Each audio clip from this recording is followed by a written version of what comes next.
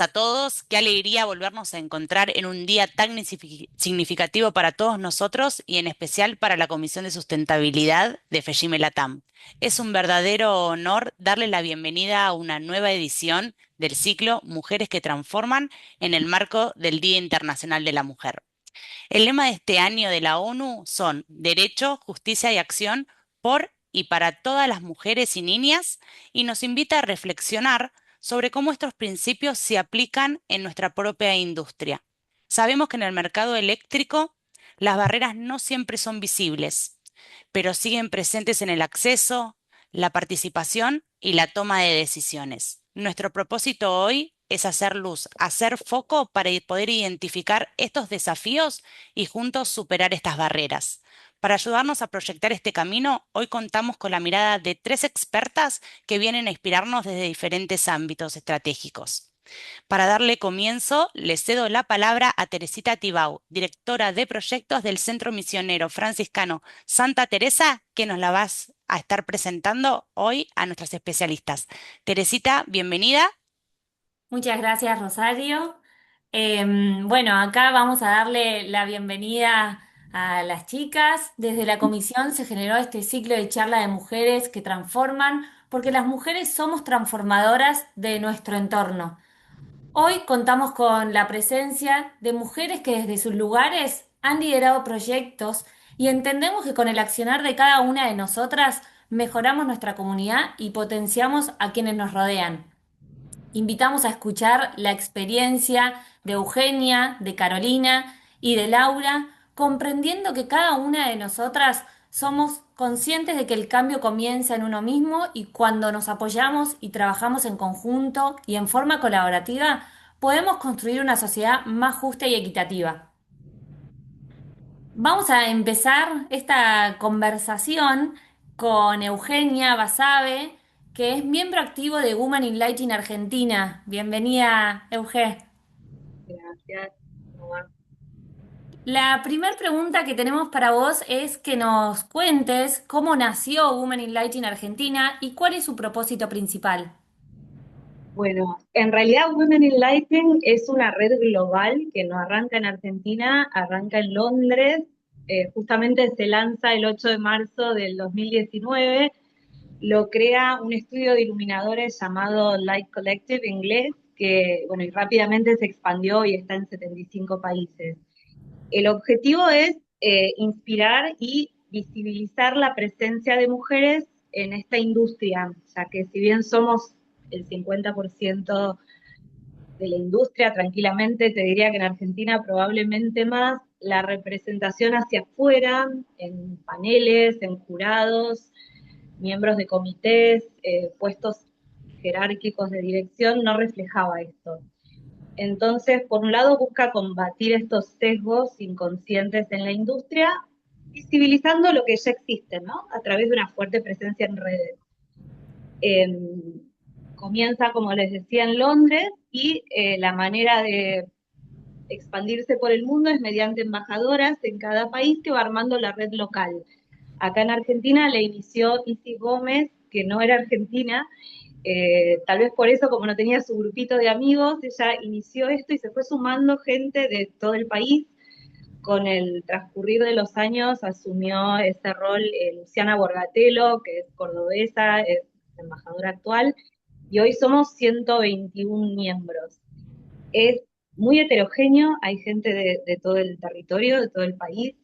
También es heterogéneo a nivel lo que hacemos, hay diseñadoras de diseñadoras de luz escénica, diseñadoras de iluminación de arquitectura, como en mi caso, comercializadoras, artistas de luz, hay diseñadoras de luminarias que diseñan sus productos, llevan adelante sus empresas y las comercializan, representantes de empresas internacionales, activistas por los cielos oscuros, es realmente muy heterogéneo, docentes, muchas somos varias de estas cosas, y también es heterogéneo en cuanto a experiencia. Están las consagradas, esas personas que mirábamos cuando entramos, que en realidad no eran tantas mujeres. Cuando yo empecé en la iluminación, si yo iba a una charla, los paneles eran hombre, hombre, hombre, y Ellie Sirling, es una de nuestros miembros, que es un orgullo tener, pero era como nuestra única referente al inicio. Y bueno, y también están las nuevas generaciones, la gente que está empezando, que ahora tiene esta red maravillosa que muchos no tuvimos. Eh, Esto es hacia el afuera, ¿no? El objetivo de la red, visibilizar. Una particularidad local es que acá hay una solidaridad muy especial en este grupo argentino, no sé cómo será en otros lados. Entonces hay una cotidianeidad, todos los días nos comunicamos, todos los días hablamos, o para hacer consultas, o para hacer catarsis, o sobre todo para planear proyectos grupales. O sea, tomó una inercia muy particular, muy interesante de ver, veremos cómo se desarrolla, pero hay mucha polenta, mucho potencial y también mucha calidad profesional. Y Euge, a ver, quizás recién lo mencionaste, te iba a preguntar sobre los desafíos, ¿cuáles crees vos que han sido los mayores desafíos de la organización? Mencionaste la heterogeneidad, mencionaste la cantidad de mujeres, pero te Esa es pregunto. una riqueza, te diría. De hecho, otra riqueza, te diría, el objetivo es hacia el afuera, ¿no? Que nos conozcan de afuera, pero sinceramente yo que trabajo hace mucho acá y creía que conocía a todos, yo conocí gente que me alegro mucho de haber conocido, que no conocía previo a Will, ¿no? Como se me enriqueció mi vida profesional. Respecto de los desafíos, uno es, ya que no estamos todas en la misma ciudad, ir pensando acciones que vayan intercalando lo presencial, que tiene, bueno, obviamente toda la energía de lo presencial, pero también actividades virtuales para que todas podamos estar en contacto. De hecho, hay miembros que viven en Europa, para que te des una idea. Hay gente que yo nunca he visto en persona. Entonces, todos los meses tenemos una reunión interna entre nosotras y después ha habido a lo largo de estos años todo tipo de actividades. Te puedo dar algunos ejemplos. Una vez una empresa llamada Indir motorizó la noche más larga, se llamó, en el solsticio de invierno. Nos convocaron a armar una instalación lumínica en un galpón abandonado y esa noche Ellie Sirling dio una charla y se convocó un montón de gente, hicimos una fiesta en ese galpón iluminado por nosotros, entonces hubo colegas que se tomaron aviones y estábamos armando esa instalación todas juntas, o sea, se crean unas situaciones con una energía muy linda donde te conoces con tus colegas desde otro rol. Otra muy, hay muchísimas, nombro algunas que se me vienen a la cabeza. Hace unos años una empresa llamada Bonder trajo una diseñadora de iluminación brasileña, Diana Joels, y a Ximena Muñoz de Chile para que nos armen unos talleres. Entonces nos pasamos un día entero también haciendo un taller con colegas, con gente que admiramos. Son escenarios muy especiales y muy enriquecedores. Y también hemos hecho virtuales. Uno que yo participé y disfruté mucho fue alrededor del Día de Sensibilización del Cáncer de Mama, que fue algo que ni siquiera estaba en agenda, no estaba en cronograma, pero nos convocó. Y más allá de lo que después del producto terminado que mostramos, que fueron una serie de imágenes y como un poema que hicimos entre todas, que lo leyó Tete, la abuela de una de nosotras. Todo lo que se conversó, todo lo que pasó adentro, fue muy movilizante. Es una manera de conocer a tus colegas que es novedosa. Previo a Will yo no había tenido esa experiencia. Por otro lado, un desafío es, ya que nos dimos cuenta del potencial que tenemos entre manos, qué hacer con eso, ¿no? ¿Cómo escalar? Porque queremos hacer muchas cosas, esto lo llevamos adelante ad honorem, absolutamente. Mujeres que estamos con nuestros estudios, maternando muchas, entonces no se le puede adjudicar esa carga a una persona. Inicialmente todo esto lo llevaba adelante la embajadora, que es un montón para una persona. Nos fuimos arrimando personas como a dar una mano, yo te ayudo, armemos este evento entre tres, entre cuatro, y a fin del año pasado ya decidimos probar armar comisiones. Entonces, estamos probando, ¿no? No tengo como grandes conclusiones, pero vamos viendo por dónde es, sobre todo para no desperdiciar este potencial, porque realmente nos tenemos algo entre manos que sentimos que es muy valioso. Entonces, bueno, vamos aprendiendo, hay mucha voluntad de aprender, es una estructura muy horizontal, cosa que también es novedosa para mí, creo, no sé si no es una característica femenina, eh, vamos aprendiendo, pero estamos aprendiendo. Excelente. Euge, ¿qué mensaje te gustaría dejarle a otras mujeres que buscan generar cambios en su entorno? Eh, a ver, yo creo que las mujeres somos particularmente intuitivas, entonces yo creo que si algo te dice esto debería cambiar, mínimamente escúchalo, dale lugar. Por supuesto que es más cómodo no cambiar nada. Pero creo que cuando uno tiene alguna claridad, por lo menos empezar a mover las aguas, perseverar, nada cambia de un día para el otro, pero creo que poner un cambio en movimiento ya es un montón. Y las redes potencian. Buenísimo, muchas gracias, Euge. Vamos a Bueno, seguir esta conversación con Laura. Laura es coordinadora de la Comisión de Sustentabilidad de Fundación Renault Argentina. Y bueno, bienvenida, Laura. Hola chicas, muchas gracias por la invitación a Fejime. Laura, la primera pregunta que te queríamos hacer es, ¿cómo trabaja Fundación Renault Argentina y cuál es su impacto en comunidades vulnerables? Ok, te cuento un poco. La Fundación Renault trabaja siempre de manera articulada con organizaciones de la sociedad civil, con el sector público y algunos aliados claves privados, pero sobre todo el foco principal es hacer impacto social en comunidades cercanas a la fábrica Santa Isabel en Córdoba, donde está hace 70 años, una fábrica que antes estaba a las afueras de la ciudad y hoy está casi inserta como un vecino más de un montón de barrios que la rodean. Su enfoque está alineado a la estrategia de sustentabilidad de Renault Argentina y se organiza en tres grandes pilares, que son la seguridad y la educación vial, la inclusión social y la empleabilidad y la movilidad inclusiva. Por lo general se generan programas que brindan herramientas concretas para mejorar no solamente la empleabilidad, sino que la calidad de vida de las personas que rodean a la fábrica Santa Isabel. Y el principal impacto se da y se genera en mujeres y jóvenes a través de todos los talleres de oficio que realizamos en estas alianzas con ONG y con el sector público. Y Lau, ¿cómo podemos fomentar una cultura de voluntariado y responsabilidad social en empresas y en organizaciones? El cómo podemos, bueno, es una cuestión también de cada organización. No sé si hay una receta para el cómo podemos, pero la experiencia de Renault muestra que una cultura de voluntariado y responsabilidad social se fortalece cuando, en primer lugar, está integrada al propósito del negocio y no funciona como una acción aislada o como un pedido de alguien aislado, digamos, sino como una política de la empresa y integrada al propósito, ¿sí?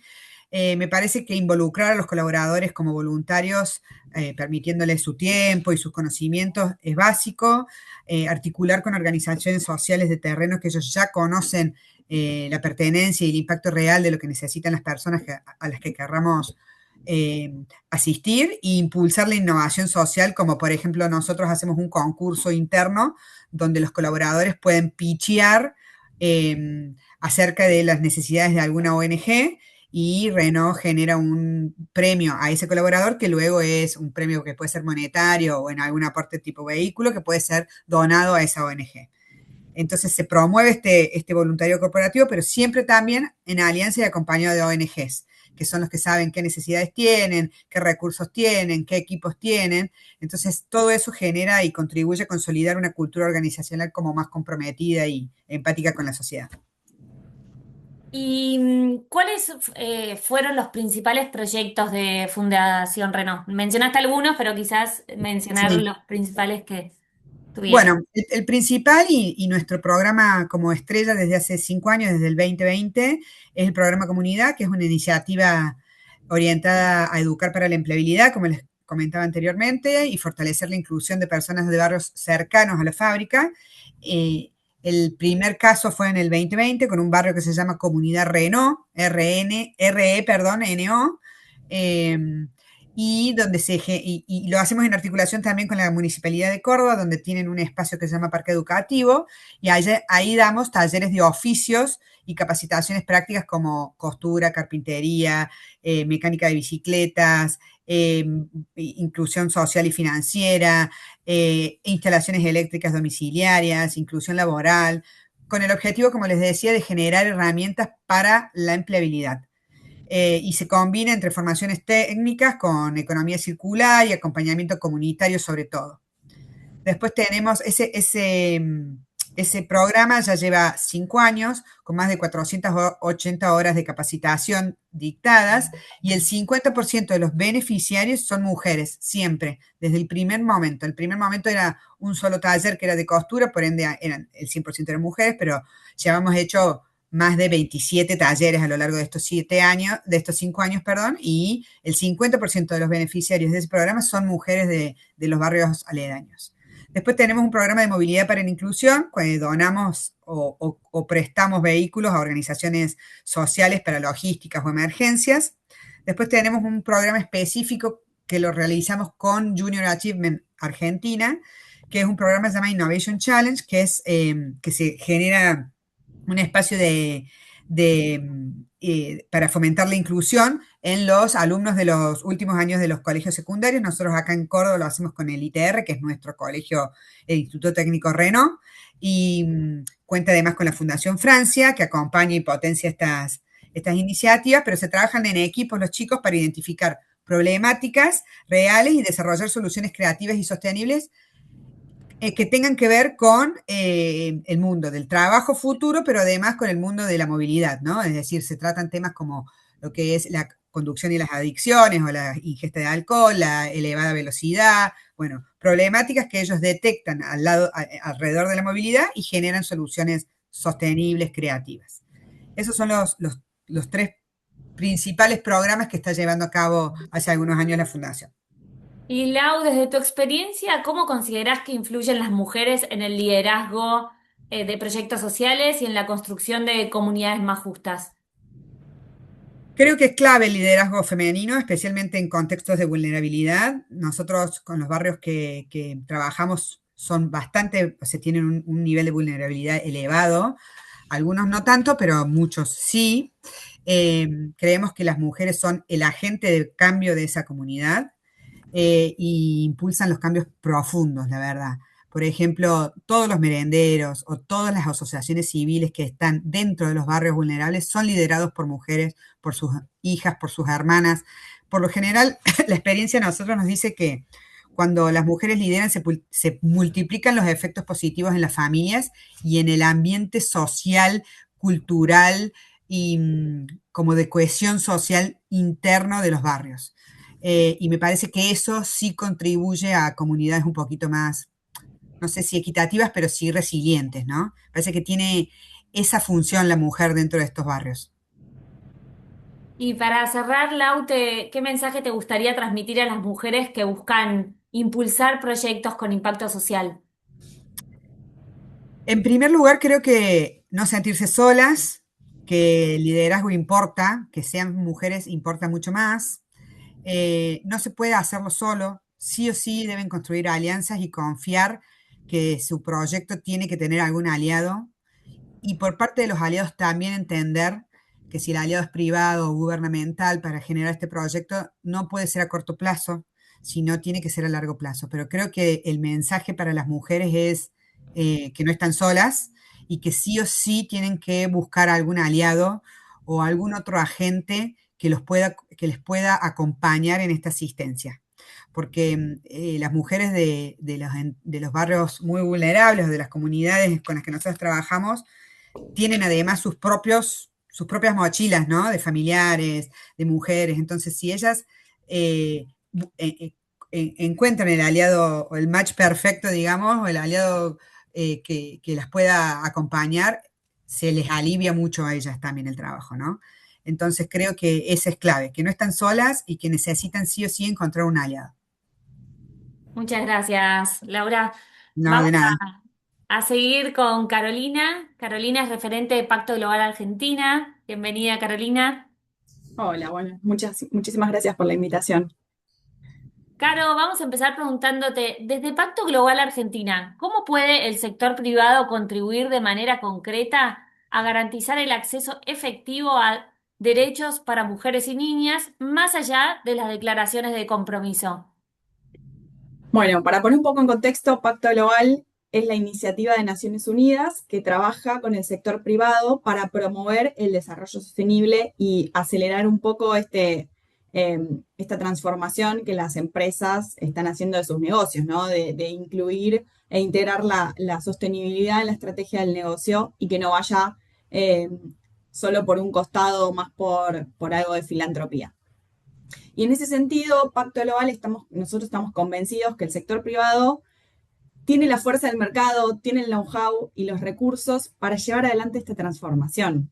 Y por eso también tiene el poder, digamos, para garantizar el acceso efectivo a los derechos eh, para todas las personas, en especial para mujeres y niñas, pero sí para todas las personas por igual, porque los derechos humanos y la equidad de género y demás no es algo que se pueda declarar, sino es algo que se tiene que diseñar, gestionar y medir. Y en ese ejercicio, digamos, es donde el sector privado tiene el conocimiento y ya tiene una gimnasia, ¿no? De la gestión de las temáticas. Entonces, ahí también tenemos que incluir cuando hablamos de derechos humanos y cuando hablamos de integrar la perspectiva de género en el corazón del negocio, porque es ahí cuando vamos a poder generar los cambios estructurales y culturales que necesitamos dentro de las organizaciones y, por supuesto, en la sociedad en general. ¿Y cuáles son hoy las principales barreras estructurales que limitan la igualdad en el ámbito económico y empresarial? ¿Y qué herramientas propone el Pacto Global para abordarlas desde la gobernanza cooperativa? Mira, las brechas son las que ya conocemos todos y las que y son persistentes, ¿no? Como que ya sabemos que están ahí y no podemos terminar de cerrar esas brechas, como la brecha salarial, la disparidad, ¿no? Entre el salario de hombres y mujeres, las ocupaciones, cómo la mujer se ha ido incorporando en el mercado laboral y el porcentaje se ha incrementado, pero no llegamos a ocupar puestos de decisión. Entonces, hoy solo el 20% de los puestos de decisión están ocupados por mujeres. Y así como decía Laura, las mujeres tienen una mirada, y está comprobado también dentro de las industrias y de las empresas privadas, que cuando las mujeres son las que lideran, los derechos humanos se reparten mucho mejor y la equidad dentro de la compañía y efectivamente también no son mucho más competitivas las empresas que son más diversas, porque empiezan a tener otra mirada y a incluir a todos los actores a participar dentro de estas cuestiones, ¿no? Bueno, obviamente las jornadas de trabajo, ¿no? Que tenemos el trabajo remunerado y cuando salimos siguen las tareas de cuidado estando mayormente en manos de las mujeres, ¿no? Esa sigue siendo otra brecha porque entonces tenés como una doble jornada laboral. La informalidad, la violencia, como para nombrar las principales. Y ahí, Pacto, tenemos un compromiso con estas temáticas y entonces tenemos nosotros como el horizonte de Pacto Global son 10 principios que se trabajan sobre 4 grandes áreas: derechos humanos, estándares laborales, medio ambiente y anticorrupción. Y dentro de esas 4 bases tenemos un montón de programas de acompañamiento a las empresas para que puedan formalizar, en algunos casos que no lo tengan, procesos, herramientas como, no sé, códigos de ética, códigos de conducta y demás que les permitan bajar como a tierra los procesos que a veces son de usos y costumbres. Y cuando los empezamos a tener por escrito, los compartimos con todos los colaboradores, eso empieza también a transformar la cultura organizacional. Y ahí tenemos programas aceleradores, en particular de empresa y derechos humanos o de equidad de género. Son 2 programas aceleradores que son globales y regionales. Entonces, además tenemos esa mirada regional y que luego hacemos la adaptación local. Y este año vamos a estar lanzando una comunidad de práctica de derechos humanos, donde las empresas, guiadas por un experto en derechos humanos, van a empezar a traer como sus dolores, ¿no? Digamos, sus oportunidades y sus desafíos en esta temática que es tan compleja. ¿no? Porque a veces parece algo sencillo, pero bueno, vemos que seguimos ahí luchando por salir adelante. El lema 2026 pone énfasis en la justicia. ¿Cómo pueden las empresas fortalecer sistemas internos más inclusivos y equitativos que prevengan desigualdades, discriminación o violencia dentro de sus organizaciones y cadenas de valor?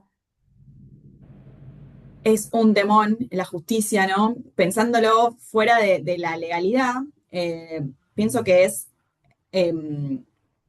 nuestra guía hacia la verdad, ¿no? Y hacia la equidad y el trabajo de igualitario o equitativo, digamos, para todas las personas.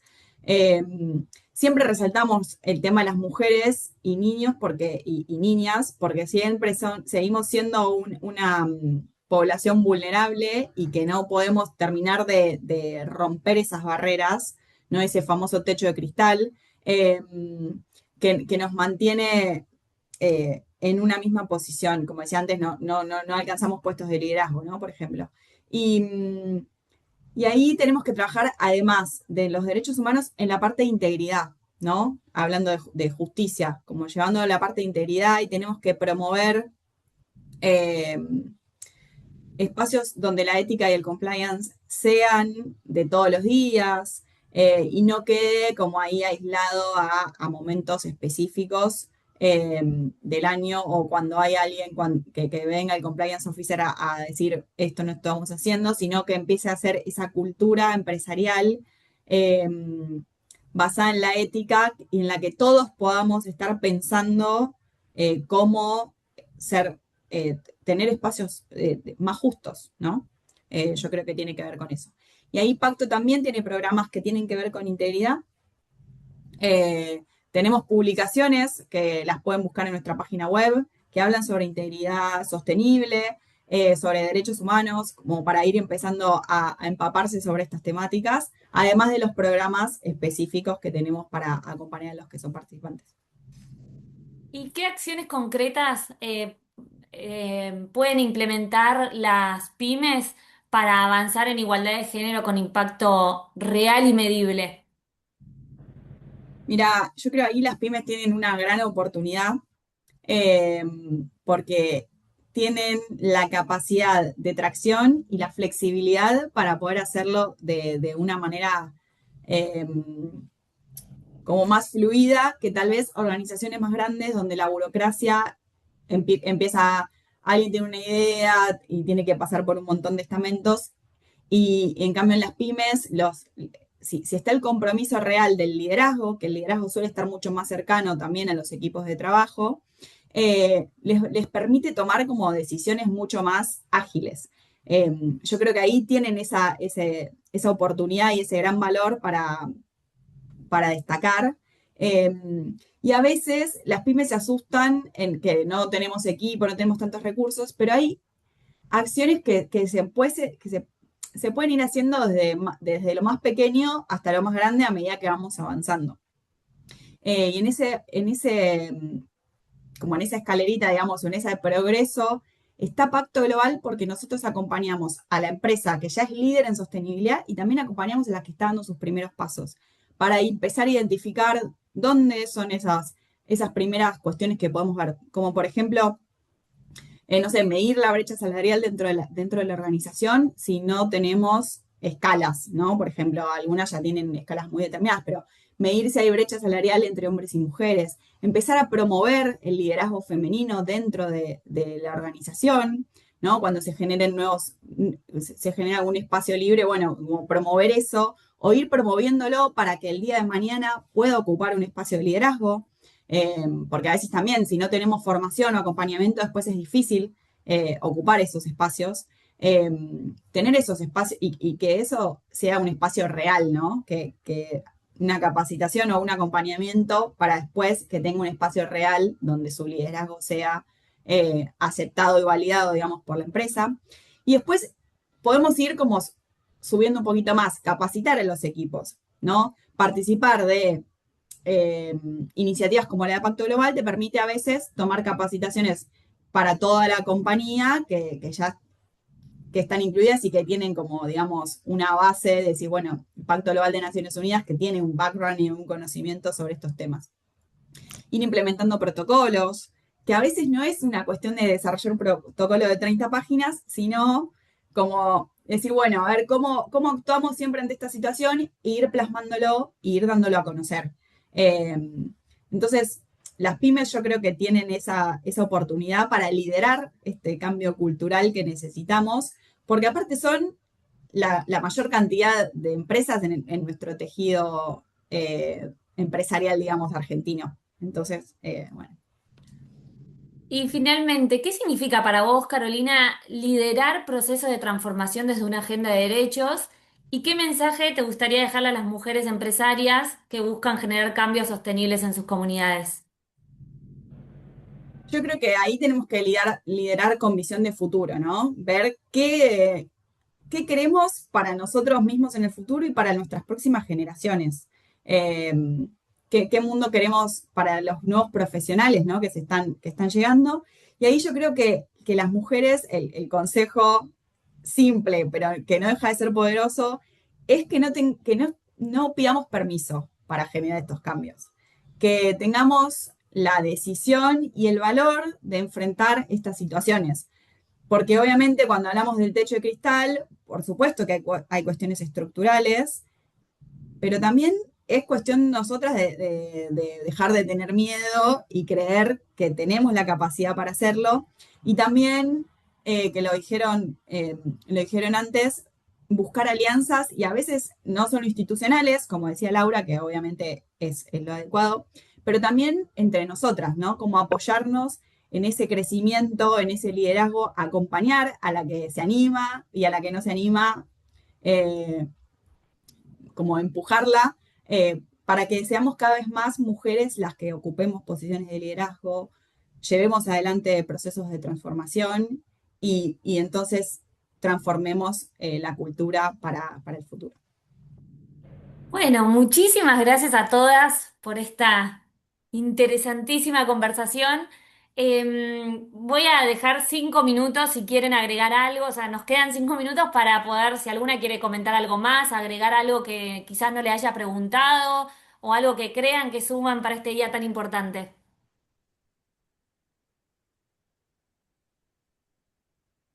No sé, Eugenia, como yo venía hablando, si no cierro, eh,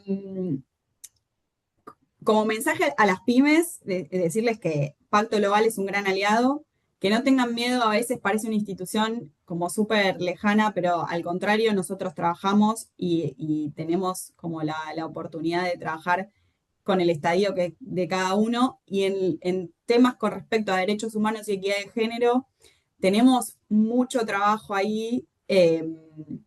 Acompañamos a muchas empresas que están dando espacios a las mujeres, y yo creo que ahí es la oportunidad, eh, para liderar este cambio, ¿no? Para decir, bueno, incluyamos mujeres, démosles el espacio, escuchemos también lo que tienen para decir, eh, y eso va a ir generando una sociedad, yo creo que más justa y equitativa para todos los que vivimos acá.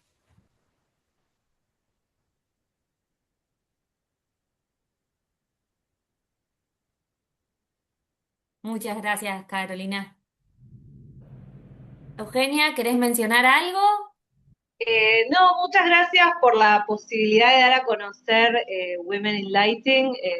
Nosotras venimos dando a conocernos no solo la red, sino la profesión, lo que la iluminación puede hacer por la sociedad. Uno de los objetivos de esta red es como enaltecer la profesión, justamente dar a conocer lo que la luz puede hacer en todas las escalas de la vida, en el buen vivir adentro de nuestras casas, a nivel global. Eh, Hay una diferencia enorme entre llenar de luz e iluminar bien, la luz adecuada versus mucha luz.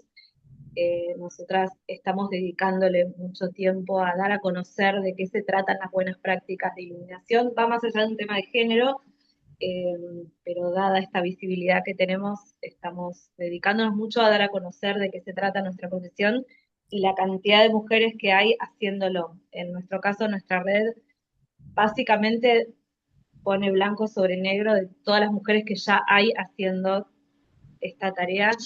Entonces, bueno, gracias por darnos la oportunidad de narrarlo.